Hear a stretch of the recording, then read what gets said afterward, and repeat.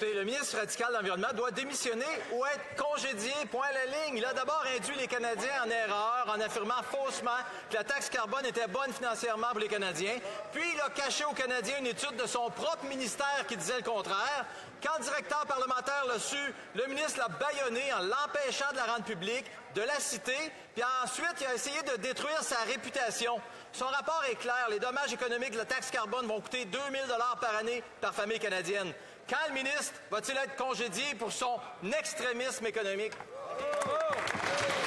L'honorable ministre de l'Environnement et du Changement climatique. Si, M. le Président, si quelqu'un devait démissionner dans cette Chambre, c'est le député qui vient de prendre la parole, qui a fait campagne en 2021 en disant qu'elle allait mettre en place un prix sur la pollution, M. le Président, qu'elle allait mettre en place une norme sur les carburants propres. Qu'est-ce qu'ils font aujourd'hui? Ils tournent le dos à ces promesses-là. C'est eux qui virevotent, M. le Président. Ils n'ont aucun plan pour l'économie. Ils n'ont aucun plan pour accompagner les Canadiens, faire face aux impacts des changements climatiques. Ils n'ont aucun plan pour lutter contre les changements climatiques.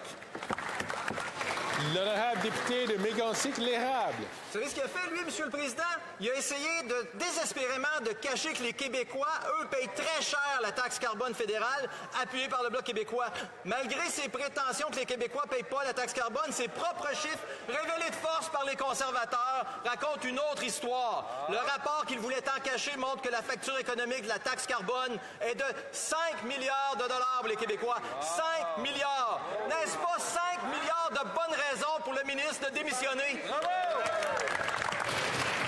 L'honorable ministre de l'Environnement et du Changement climatique. C'est triste de voir le Parti conservateur du Canada, M. le Président, continuer de faire la démonstration de son ignorance complète sur la question des changements climatiques. Le député a juste se tourné de bord, M. le Président, qui se tourne de bord, qui parle à la députée qui est derrière lui, qui faisait partie d'un gouvernement provincial au Québec qui a mis en place un prix sur la pollution bien avant celui du Québec.